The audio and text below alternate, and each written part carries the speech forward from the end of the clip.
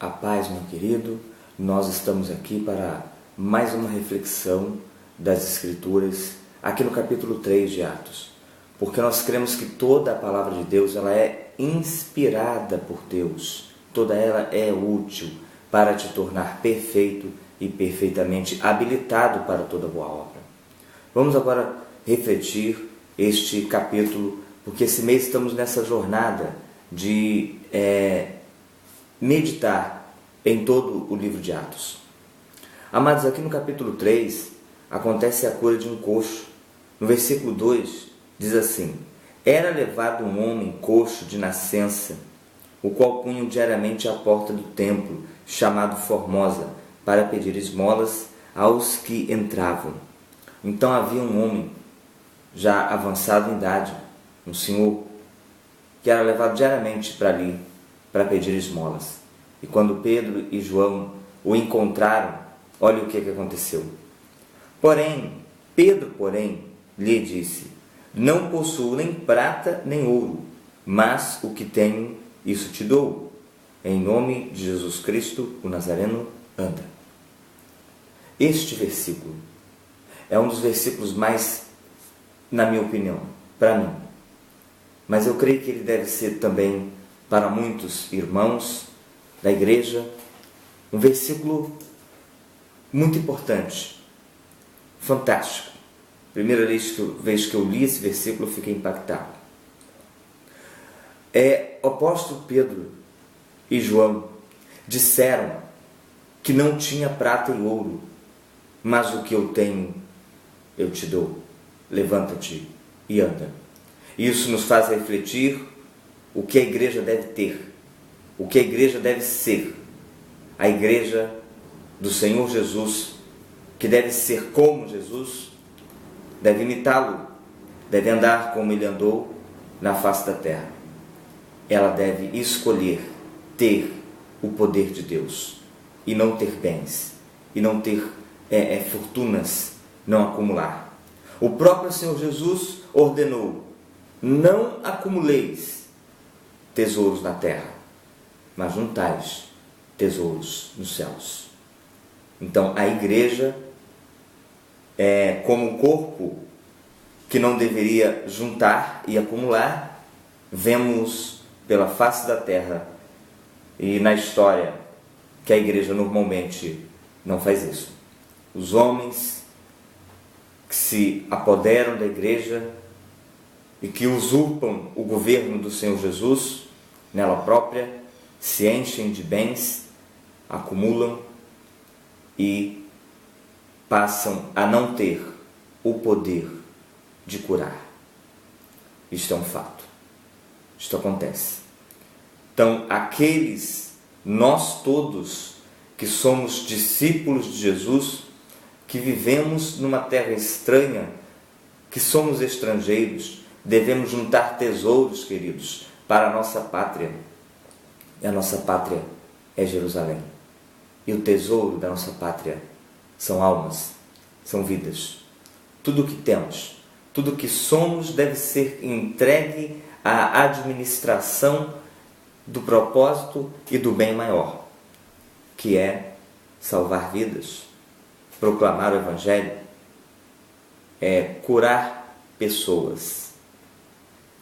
Nós não temos, como indivíduo ou como igreja, organismo, que juntar, que acumular, pois assim nós estaremos contrariando a própria ordem de Jesus, que falou: não acumuleis.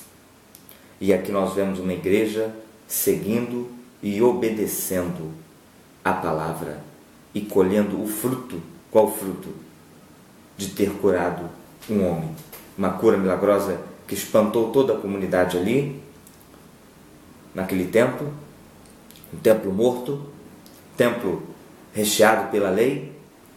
E Pedro, ele se levanta no discurso, porque as pessoas ficam alvoroçadas, se juntam, admirando o próprio Pedro, João e aquele homem curado. E ele falou assim, à vista de todo o povo Pedro se dirigiu: o Deus de Abraão, versículo 13, versículo 13. O Deus de Abraão, de Isaque e de Jacó, o Deus de nossos pais, glorificou o seu servo Jesus, a quem vós traístes, negastes perante Pilatos, quando este havia decidido soltá-lo. Uma igreja com poder prega dessa maneira. Não fica fazendo cera, vai direto ao ponto. Esta igreja com virtude, essa igreja com autoridade, essa igreja com poder.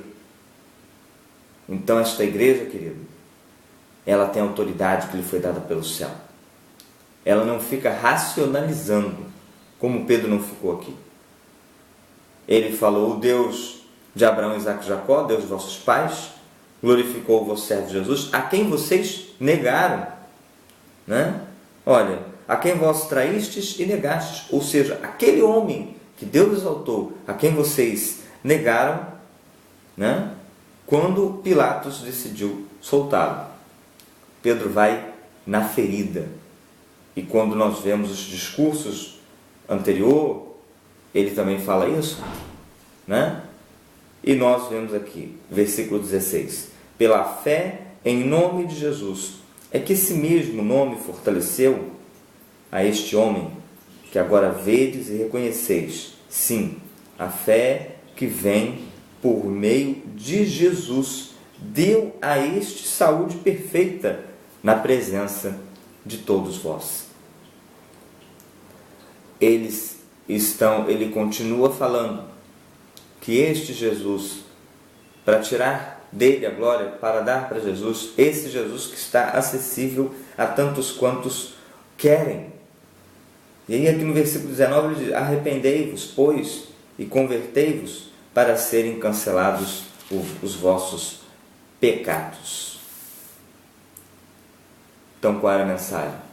A mensagem era: olha, vocês pecaram, porque vocês traíram e crucificaram Jesus, a quem o próprio Pilatos queria soltar. Arrependam-se, arrependam-se dos seus pecados, arrependam-se das suas mazelas, e haverá esperança em Jesus para vocês. Versículo 25: vós sois os filhos dos profetas da aliança que Deus estabeleceu com vossos pais, dizendo a Abraão: na tua descendência serão abençoadas todas as nações da terra.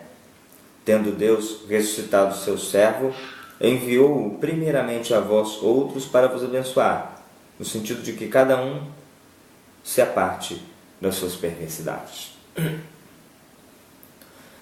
A palavra de Pedro aqui é uma palavra centrada no arrependimento e no efeito do senhorio de Jesus. Arrependam-se das suas perversidades, arrependam-se de ter negado Jesus, arrependam-se de ter crucificado o Cristo e convertam-se das suas mazelas.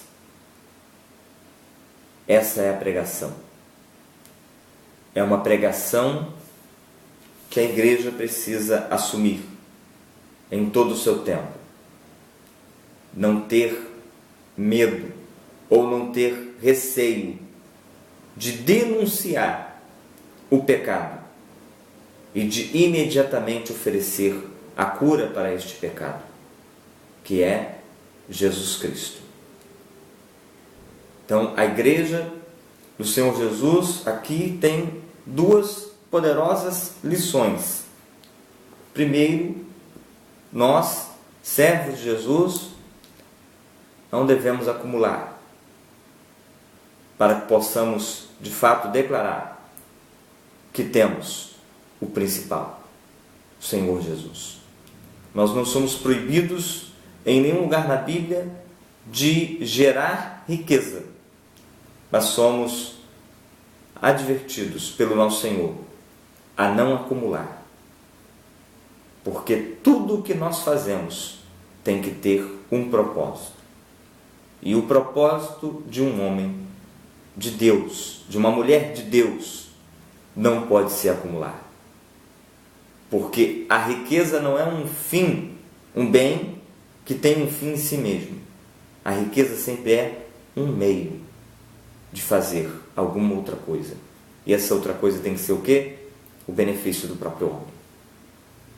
Que nós possamos ser mordomos, como pregou ontem o nosso amigo Celso, nossa mordomia cristã.